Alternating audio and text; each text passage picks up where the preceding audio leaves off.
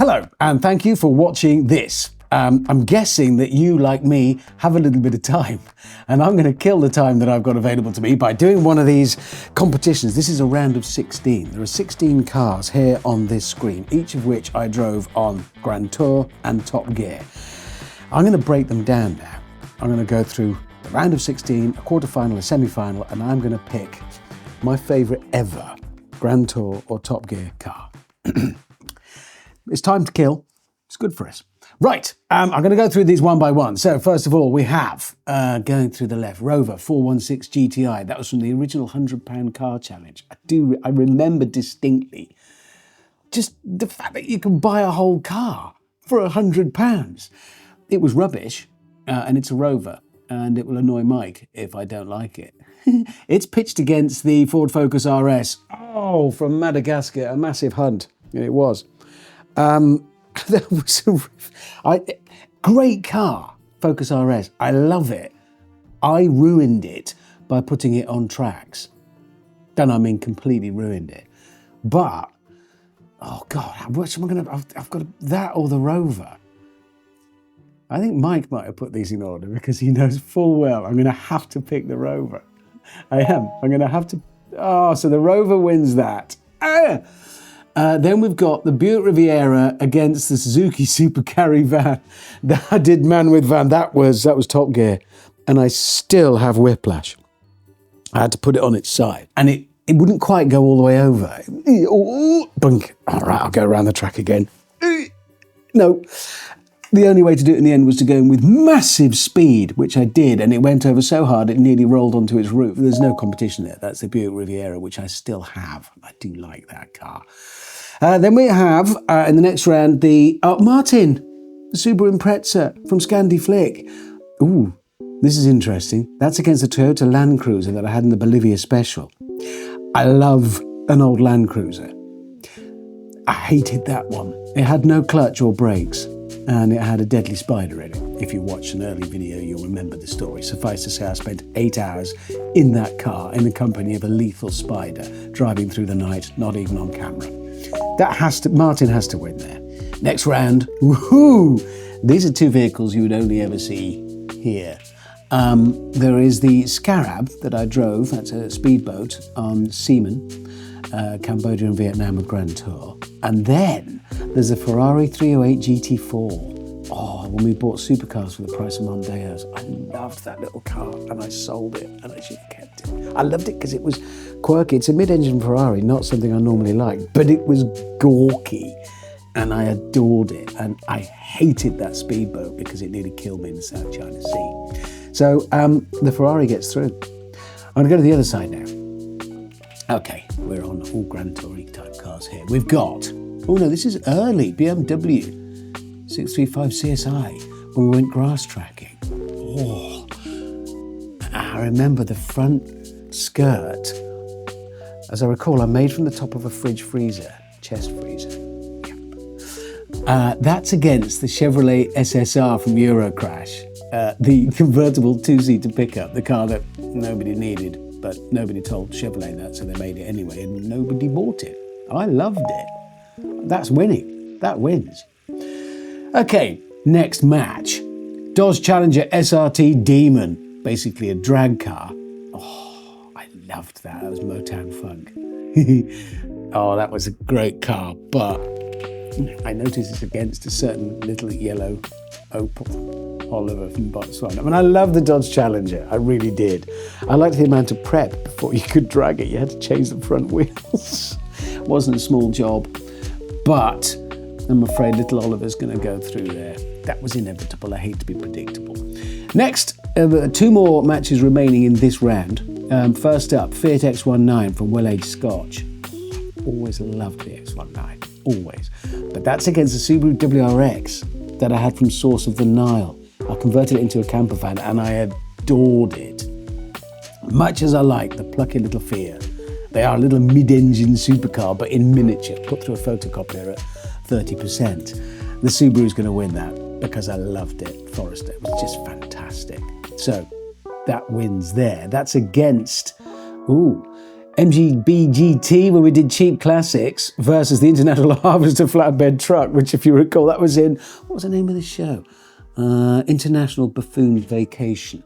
Yeah, we had, the other two did great long rambling introductions of their vehicles, their RVs that they'd converted and built for this journey we were going on across the States. And I just went, yes, this truck. I couldn't be bothered. I didn't do anything to it. It was just a truck. I think I put a hammock in the back. Then it was a camper van. The MGB-GT is going to win because I was so surprised by it. The reason I chose it was because it's a stereotypical classic car that everybody says, oh, they're a bit boring. But actually, Pininfarina styled, it's beautiful. I still have it. It's the smallest cogs race car. So we now have the Rover 416 against the Buick Riviera. Well, I mean, there's only one outcome there. I'm sorry. It's a Buick Riviera. Mike's actually over there. He's quite cross. Well, come on. Rover 416 against a Buick Riviera boat tail. Then we have, here's an unlikely, this is why I love playing this game. Where else would you see Subaru WRX V Limited against a Ferrari 308 GT4? You wouldn't, would you?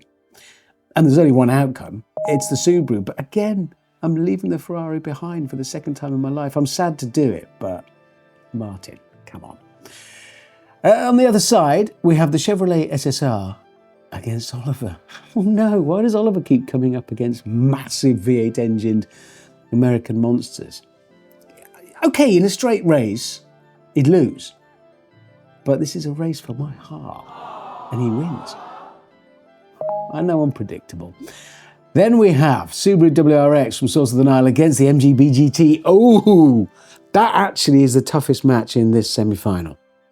Because the Subaru, it is a Subaru, and they are an extraordinary car, and I adore it. But the MGB-GT is, I think, a too often overlooked and taken for granted classic. It really is and was a classic.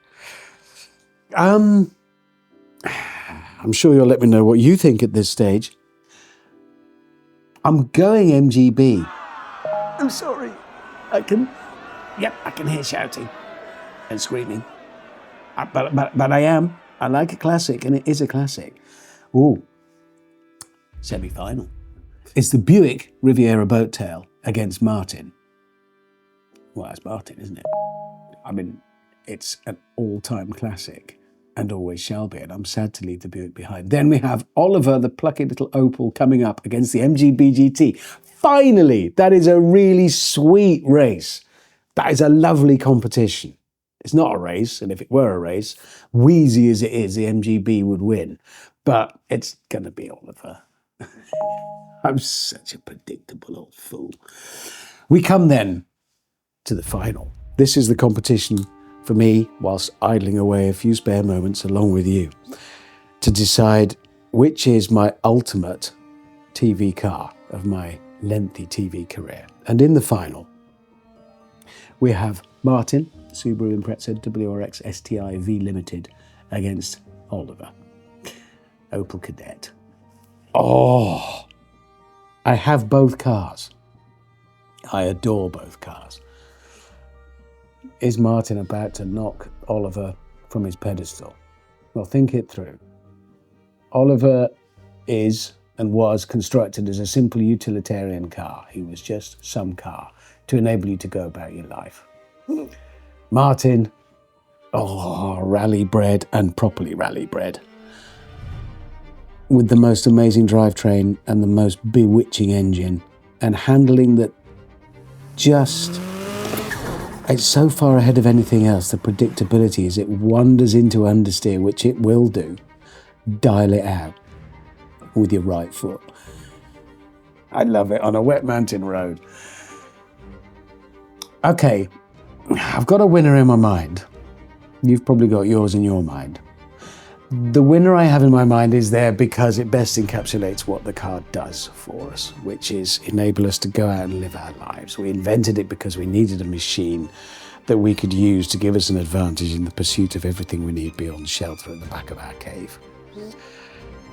Martin the Subaru took that to the next level, made it genuinely competitive and a visceral, engaging experience. but Oliver is closer to that original aim. So the winner is, and I've reached this through logic and thought, so there's no denying it, it's undeniably the winner. It is Oliver. I can hear massive applause. It is Oliver. It has to be, simply because he best encapsulates what the car does for us. It enables us to go about our lives, and he still lives. And I'm personally really delighted that I've worked that through genuinely, sifting through every single one of the previous winners to arrive at the ultimate winner. My best ever TV car is, was, and always shall be Oliver. Let me know what you think.